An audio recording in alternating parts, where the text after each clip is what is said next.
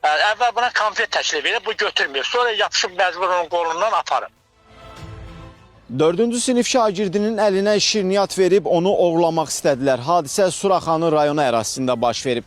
Şagird hər gün məktəbə babası ilə gedirmiş. Həmin gün babasının işi çıxır və məktəbə tək getməli olur. Elə nə baş verirsə ondan sonra olur. 10 yaşlı məktəblinin babası Yusif Babazadə deyir ki, hadisə nəvəmin məktəbdən çıxdığı vaxt baş verib. Tək olub uşaq, özü durub məktəbdən çıxıb evə gələndə.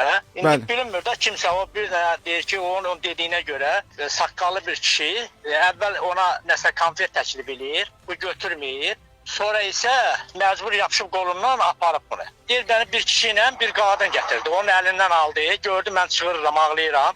Aldı, məni gətirir. Yəni çox maraqlıdır, gərək bilmirəm də müəmmalıdır ki, niyə gəlib valideyn bildirməlidir ki, yəni bu uşağı aparmışdılar. Ən azından belə deyək, sonunda bir xəbərdarlıq eləməlidir ki, uşağı tək buraxmır da. Həmin ərazidə görüntü kameraları, polisdən istəmirsinizmi? Belə müşahidə kameraları varmı?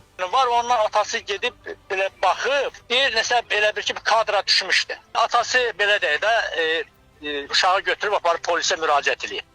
Babanın sözlərinə görə nəvəsinin başına gələn hadisə ilə bağlı artıq 275 nömrəli tam orta məktəb, həmçinin Suraxanı rayon 33 nömrəli polis idarəsi də məlumatlandırılıb. Daxili İşlər Nazirliyi isə yayılan söz-söhbətlə bağlı faktı təsdiqləmədi və hətta Nazirlik bəzi şəxslərə bu həssas məsələ ilə bağlı müraciət də etdi. Uşaq oğurluğu ilə bağlı sosial şəbəkələrdə yayılan iddialar əsassızdır, həqiqəti əks etdirmir. Uşaq oğurluğu ilə bağlı polis orqanlarına hər hansısa məlumat daxil olmayıb. İddialar araşdırılıb. Qeyd olunan ünvanlar üzrə bu halın baş verməsi təsdiqini tapmayıb. Tövsiyə edirik ki, vətəndaşlar bu və ya digər əsası olmayan faktsız iddiaları paylaşmasınlar.